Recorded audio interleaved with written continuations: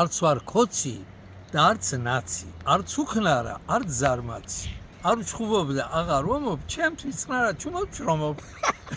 გუში ილია ჭავჭავაძე მთაწმინდიდან გაქცეულა საზღვარგარეთ ევროპაში. და მთელი ამბავი ყოფილა კაცო და აკაკის უთქვამს წერეთელს ასე თქვაო რომ ვინ იყო ეს პარლამენტარი ამ შობელსაღმაო სირ შემადარა და რა მინდა ასეთ ქვეყანაში